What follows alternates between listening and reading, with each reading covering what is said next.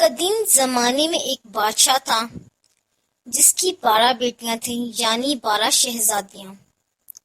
ان کی خوبصورتی کا کیا کہنا، سب کی سب ایک سے بڑھ کر خوبصورت تھیں۔ بادشاہ نے ان کی شادی کرنے کا فیصلہ کیا تو اس کو ایک حیران کن راز کا پتہ چلا کہ شہزادیاں رات بھر رقص کرنے کے لیے جاتی ہیں، مگر کسی کو پتہ بھی نہیں چلتا کہ وہ کہاں جاتی ہیں۔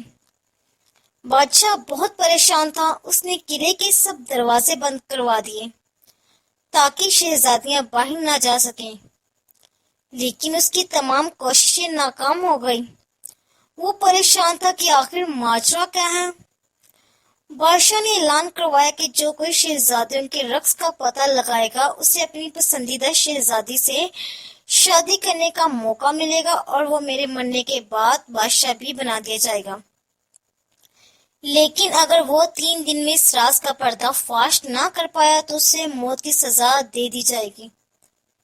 یہ خبر ریاست میں ہر طرف پھیل گئی۔ ایک شہزادہ آیا جو رقص کے راز کا پتہ لگانا چاہتا تھا۔ اس نے کہا، میں آپ کی پڑوسی ریاست کا شہزادہ ہوں اور شہزادوں کے رقص کا پتہ لگانے آیا ہوں۔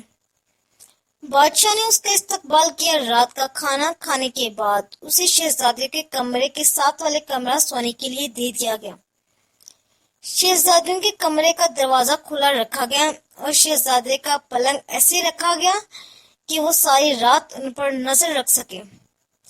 رات کو شہزادیاں اس کے لیے شربت لے کر آئیں جس کو پیتے اسے نیند آ گئی۔ جب اس کی آنکھ کھلی تو شہزادیاں رقص کر کے واپس آ چکی تھیں۔ تینوں دن ایسے ہی چلتا رہا۔ چوتھے دن جب شہزادہ بادشاہ کے سامنے حاضر ہوا تو اس کے پاس بادشاہوں کے سوالوں کا کوئی جواب نہ تھا۔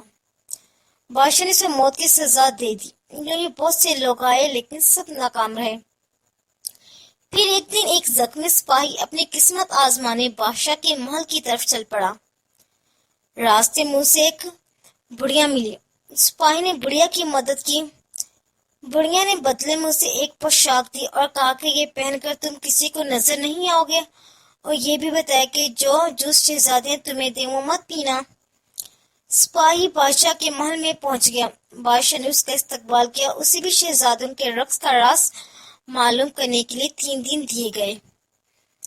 رات کو بڑی شہزادی اس کے لیے جوس لے کر آئی۔ سپاہی چونکا بہت ذہین تھا۔ اس نے جوس پی تو لیا مگر نگلا نہیں، کیونکہ اس نے منہ میں اسپیچ رکھا ہوا تھا۔ جیسے شہزادی کمرے سے باہر نکلی اس نے منہ سے نکالا اور سونے کی اداکاری کرنے لگا۔ شہزادیاں اس کو سوتا دیکھ کر خوش ہوئے، رقص کرنے کے لیے تیار ہو گئیں۔ سب سے بڑی شہزادی نے اپنا پاؤں زور سے اپنے پلنگ پر مارا تو وہ زمین میں دوس ہو گیا، اور پھر ساری شہزادیاں اس خفیہ راستے سے نیچے اترنے لگی۔ سپاہی یہ سب دیکھ رہا تھا۔ اس نے بڑھیا کی دی پوشاک پہن لی اور ان کا پیچھا کرنے لگا۔ آدھا راستہ اترنے کے بعد چھوٹی شہزادی کو شک ہوا کہ شاید کوئی اس کے پیچھے ہے، مگر پوشاک کی وجہ سے سپاہی کسی کو بھی نظر نہیں آ رہا تھا۔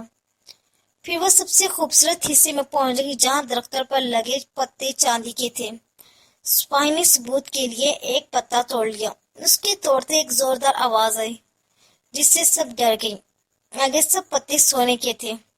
سپاہی نے ایک سونے کا پتا بھی توڑ لیا اور آگے جا کر ایک ہیرا بھی ثبوت کے لیے لے لیا۔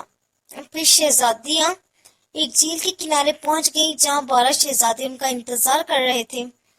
ہر ایک شہزادی ایک ایک شہزادے کے ساتھ بیٹھ گئی۔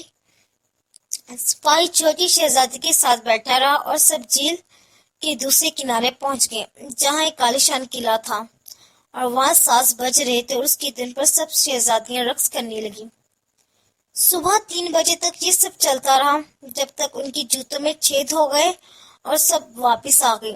سپاہی بھی جلدی سے بھاگ کر اپنے کمرے میں جا کر سو گیا کہ کسی کو شک نہ ہو۔ یہ سلسلہ کئی دن تک چلتا رہا۔ سپاہی ان کا تعاقب کرتا رہا اور ثبوت بھی لاتا رہا۔ ان سے پہلے ہی آ کر سو بھی جاتا تھا، یوں کسی کو بھی شک نہیں ہوا۔ جب فیصلے کی گھڑی آئی تو بادشاہ نے سپاہی کو بلایا۔ سپاہی نے کہا، سبھی 12 شہزادیاں اپنے کمرے سے زمین دوز سڑک سے جاتی ہیں جہاں ایک قلعہ ہے۔ اس نے ثبوت بھی دکھائے۔ بادشاہ نے شہزادیوں کو بلا کر پوچھا تو وہ سب مان گئی۔ بادشاہ نے سپاہی کو خوب انعام سے نوازا اور پوچھا، میری کس بیٹی سے شادی کرنا چاہتے ہو؟ اس نے سب سے بڑی شہزادی کو پسند کیا اور پھر دونوں کی شادی دھوم دھام سے کر دی گئی۔